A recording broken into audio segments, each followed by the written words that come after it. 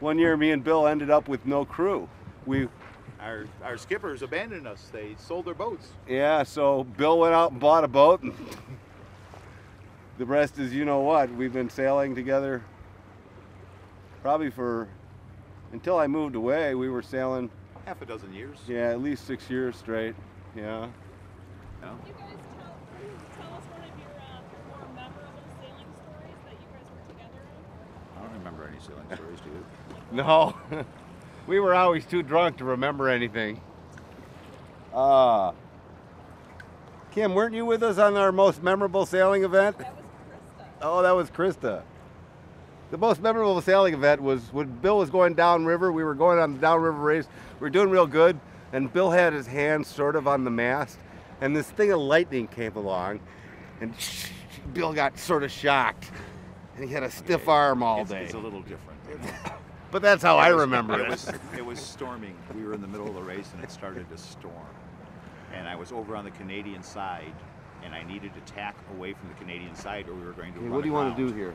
You want to jibe over? Okay. It's difficult to tip this boat over, but not impossible at all. Tell the story of Lake Erie, the big event down there. We were traveling along. It was the final third day of the 3-day series that's down there. 2 races to get there, then 3 days of racing down there. And it had rained every single day. Storm after storm. This was the same year he had the electrical incident on the downriver race. And we're racing, and this girl says she's having the time of her life. She's never been sailboat racing before. This is her first experience, and it's 5 days. Watch your head, watch your head. Okay, we're good. That's just a She wind goes, shift. "This boat won't sink, will it?" I said, "No." Like, wasn't even 10 minutes. 10 minutes later, a storm hit, blew us over. That boat disappeared before you could blink an eye. Just disappeared. It was gone. Left us floating in the storm. And my life jacket wouldn't open. I had an inflatable life jacket, wouldn't open. And I'm about exhausted. Finally, I see Paul. My glasses have been blown off my face. I have no idea where I'm at. I can't see anybody or anything.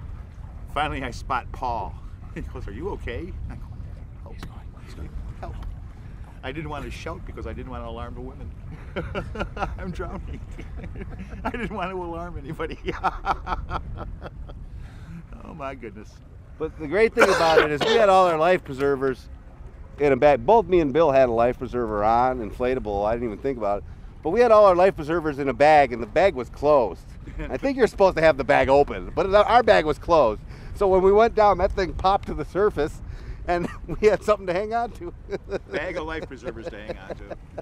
Paul dragged me on over to it. He said, "The girls are right over here hanging onto a bag of life preservers," and I'm exhausted. I did tell her that the boat would sink, you know?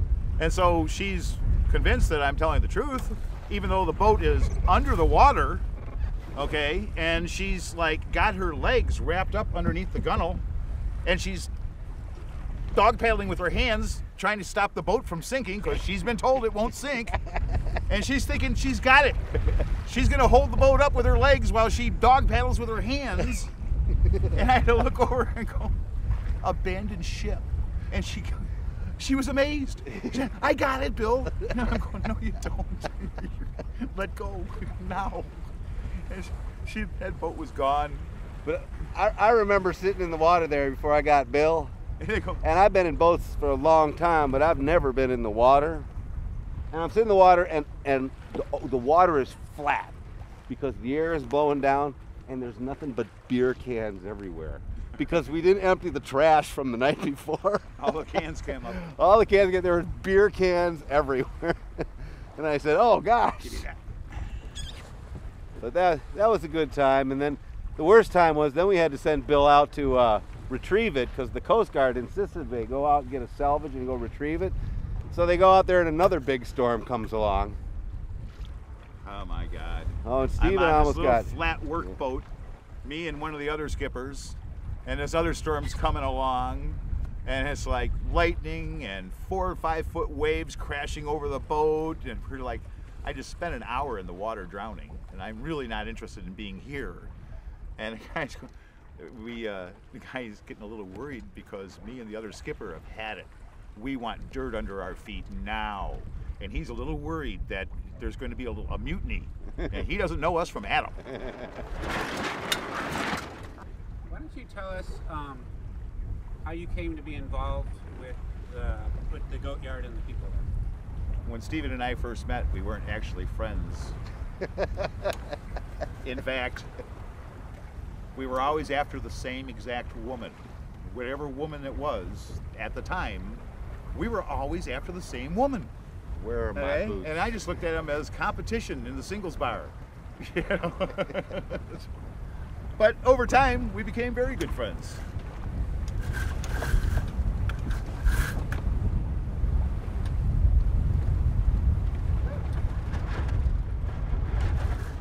Need help, Bill? Yeah.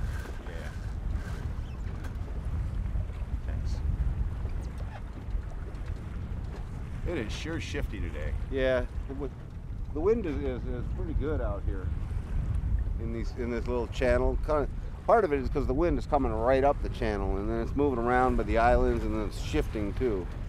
Out in the lake, it's probably not nearly as windy, but I could be wrong. Probably every bit as windy. Yeah. But it's probably steadier from one direction. Kim, you all right up there? Yep, it's good. I was just pushing it down so it doesn't like keep flying on. Oh, okay.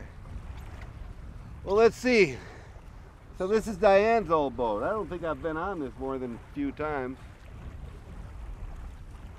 You know, because Diane wouldn't let me on her boat. I understand. What's the history of this boat? This boat was owned by a guy that it's one of the newest boats in the fleet. It was built in 1961, and only one boat, number 27, was newer. I don't know where the hell the wind's coming from. Wind's coming from dead our nose. What's with that? I got it over. Compared to I'll ease. help you. Okay. And it was owned by a guy, what was his name? Brennan? No, it wasn't Brennan. No, it was. The name of the guy is on my trailer, and I can't remember what it is. But at any rate, lady bought the boat. Her husband had had one. They got divorced. She bought another one, this one, and raced it for a few years. But then she had heart problems, and she got married, had another kid, and moved to Grosse Ile, and decided, okay, she owed Steve $375, and she had been demasted in the previous race. So she offered it to me for $375, which I needed sails for my boat, and she had a head sail and a mainsail. Mine were shot, so I took the boat for $375, took her sails off of it, and could finish the season out on my boat.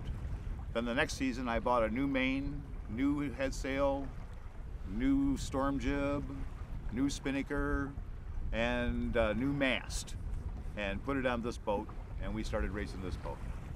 All right, you ready to sing a song, Bill? Nope. Now let me tell you, we used to sing songs all the time, but I know why Bill isn't ready to sing a song. Because he has not had any rum.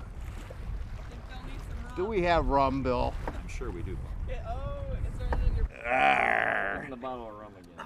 On top of Lake Erie, all covered with flies. What's next? Red-headed skipper, He passed the rum by. We don't remember the rest. We started to Swill it. and drank it all up. So it's been a long time. The tactician Paul. Oh yeah. Was shit out of luck.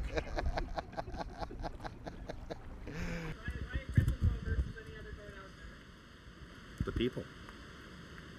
It's about the people. It isn't the boat. A boat's just a boat. Yeah, this one's fun. And yeah, there's that, the first fiberglass full keel boat ever made. Oh yeah, it's all good fun. They're inexpensive to own, and that's what I can afford. Okay, but it's the people that I do this for the people. Steve, Sue, they're like my closest friends. You guys, Ann and Kim, You know, it's like a family. And it's like a family outing. You know, it's all about the fun and friends. That's the whole story here. You know, that sums up the boatyard spirit in a nutshell. It does.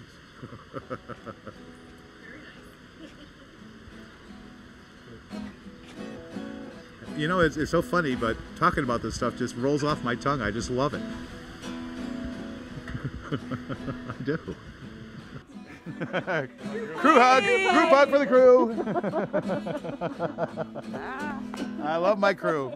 Your crew loves you. We wouldn't be here if it weren't for you. There are no pictures of my crew loving me. I don't know about that. Kim might Well, there have might some. be. There might be. Blackmail material. Yeah. Hey, I'm a white male. That felt good, didn't it? That was a good time.